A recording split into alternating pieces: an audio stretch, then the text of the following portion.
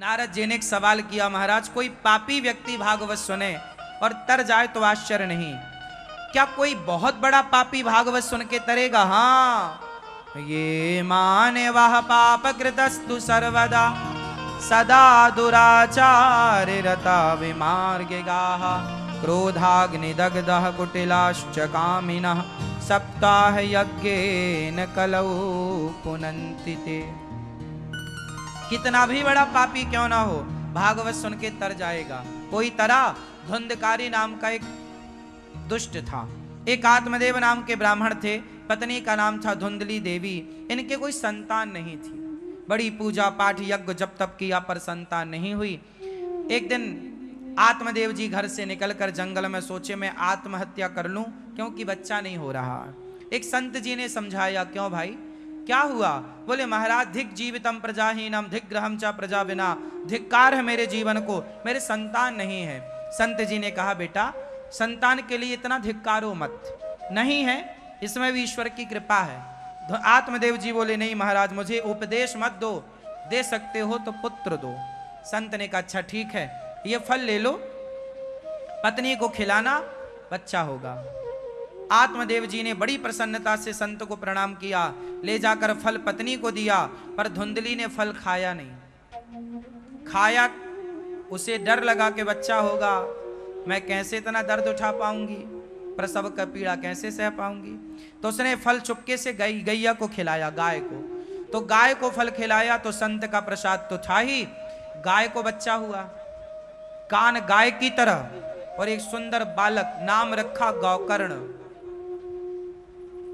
फिर धुंधली ने अपनी बहन को पैसा दिया, बोले तेरा बच्चा है तेरा पेट में, जब बच्चा हो जाए तो ये पैसे तू ले लेना, बच्चा मुझे दे देना। धुंधली ने बहन का बेटा खरीदा, नाम रखा धुंधकारी। वो धुंधकारी और गौकर्ण जी दोनों साथ में रहते, पर दोनों के आचार विचार अलग थे। गौकर्ण जी बड़े धार्मिक थे और धुंधकारी बिगड़ता चला गया, गलत संगति में चला गया। जितना पैसा मांगा माँ बाप ने दिया, वो मिसयूज करता चला गया, शराबी हो गया, मांसाहारी हो गया, वैश्यागामी हो गया, अपने माँ बाप को सताने लग गया, मारने लग गया। एक दिन धुंधकारी ने इतना मारा माँ को, पिता को, पिताजी रो पड़े। तब गौकर्ण जी ने समझाया, पिताजी देखो आत्मदेव जी बेटे के लिए रो रहे थे, बेटा बेटा बेटा, भगवान नहीं दे रहे थे, इसमें ही गौकर्ण की आत्मदेव जी की भलाई थी, पर इन्होंने तो ले लिया, बेटा चाहिए। और जब विधि के विधान को आप उससे खिलवाड़ करते हैं तो दंड ज्यादा मिलता है।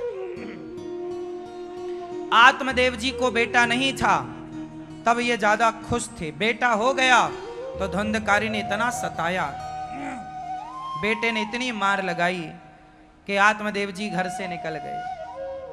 धुंधकारी ने अपनी माँ को मारा, माँ बेचारी कुएं में कूद के मर गई। देखो औलाद जब माँ बाप को मारती है, इससे बड़ा दुख क्या होगा। इसलिए आप अपने बच्चों को ना संस्कार दीजिएगा। आप लोग अपने बच्चों को केवल शिक्षा दे रहे हैं, संस्कार नहीं दे रहे हैं, इसलिए आपके बच्चे आपकी सेवा नहीं करते। सेवा के संस्कार आपने दिए ही नहीं। चलो बताओ कितने माँ बाप हैं जिन्होंने अपने बच्चों को सेवा का संस्कार दिया? दिया है, अच्छा है, नहीं दिया तो फिर ये उम्मीद मत करना कि तुम्हें बुढ़ापे में गिलास भर पानी देगा, क्योंकि तुमने तो संस्कार दिए ही नहीं, सिखाया ही नहीं। तुमने तो बस पैसा कमाना सिखाया है, तुमने सेवा करना नहीं सिखाई। इसलिए हम छोटे थे ना, हमारे घर में कोई मेहमान आते, जैसे मौसिया जी आते, मौसा जी, फूफा जी, बुआ, तो हमारी माँ कहा करती जाओ फूफा जी आए हैं, पाँव दबा दो जाओ। तो मैं छोटा था, जाके फूफा जी के पाँव दबाया करता था, मैं जाके मौसा जी के पाँव, मेरी माँ कहा करती थी जाके पाँव दबा दो जाओ। बचपन से ही इनडायरेक्ट ये संस्कार दिए जाते थे। जब कोई मेहमान आता था पहले के जमाने में, तो हम सही जाके पांव दबाते थे, अपने पिताजी के पांव दबा। दोपहर गर्मियों का दिन मुझे अच्छे से याद है, मेरे पिताजी लेटा करते थे, मैं उनके पांव दबाया करता था गर्मियों के दिनों में। मैं छोटे ही था, पर सेवा मुझे बचपन से मेरे माँ बाप ने सिखाई है। इसलिए ये दास अनिरुद्ध सेवा करता है। आपने अपने बच्चों को नहीं सिखाई तो सिखाओ, चरणों से जोड़ के रखो। आज के बच्चे चरण से जुड़े नहीं है, घुटनों तक तो झुकते हैं बेचारे, आगे झुकेंगे तो उनकी कमर चट हो जाएगी, चटक जाएगी, झुकते ही नहीं। और माँ बाप गलती तुम्हारी है, तुमने सिखाया ही नहीं। तुमने बच्चों को अमीरी में रखा है, मेरे बच्चे को पांव में कांटा ना चुभने पावे, कंकड़ ना चुभने पावे, ना, गलत परवरिश कर रहे हो। बच्चों के पांव को मजबूत बनाओगे कैसे? ज्यादा अमीरी अच्छी नहीं, बच्चों को ये बताओ, ये एहसास दिलाओ कि बेटा गरीबी क्या होती है। फुटपाथ पर ले जाके कभी बच्चों को बिठाओ, दिखाओ बच्चों को कि देखो 2-2 रोटी के लिए ये देखो कितने परेशान होते हैं। ये भयंकर लू चल रही है, इस लू चलने वाले मौसम में भी लोग फुटपाथ पे अपने बच्चों को लेके बैठे हैं। बताओ अपने बच्चों को कि तुम्हारे सिर पे जो छाया है ये भगवान की कितनी बड़ी कृपा है।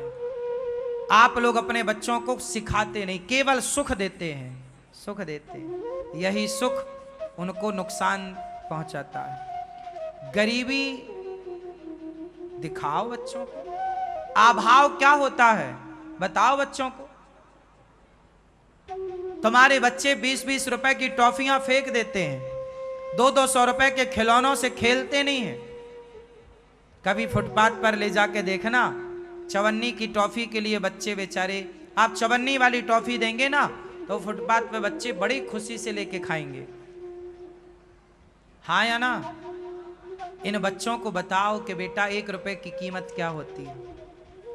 इन बच्चों को बताओ कि 1 किलो आटा की 1 रोटी की कीमत क्या होती है। आजकल के लोग इतने संपन्न हो गए हैं कि वो कदर भूल गए हैं। ना तो रिश्तों की कदर है, ना तो अन्न दाना की कदर है, ना रुपया पैसे की कदर। और ये गलती कहां हो गई? आपने सेवा नहीं सिखाई, आपने बच्चों को दान करना नहीं सिखाया। दान एक बहुत बड़ी व्यवस्था रही है, आप अपने बच्चों को देना नहीं सिखाते। मेरी माँ ने मुझे बचपन से सिखाया है, जाओ द्वार पर कोई संत आते थे ना तो मेरी माँ मुझे आटा देकर भेजती थी, जाओ संत आए हैं जाके तुम देकर आओ। चावल देती थी। हम भी गांव में जाके भिक्षा लेते थे और आश्चर्य मानिए हम भिक्षा लेते भी थे और भिक्षा देते भी थे। यदि हम लेने लिए हैं तो देकर ऋण भी तो चुकाना है, नहीं चुकाना। आप लोग लेते तो हो, देते नहीं हो। इसलिए आप अपने बच्चों को यह पाठ पढ़ाओ कि बेटा जो ईश्वर अपने को दे रहे हैं उसका 5%, 3% ईमानदारी का जाकर के किसी दीन दुखी की सेवा में खर्च करो। जाओ कमाई का कुछ हिस्सा दान करना चाहिए। गौरी गोपाल आश्रम में हजारों संत आकर भोजन करते हैं। आप अपने बच्चों के हाथ से अन्न दान कराओ, संतों को भोजन बंटवाओ, पुण्य लगेगा।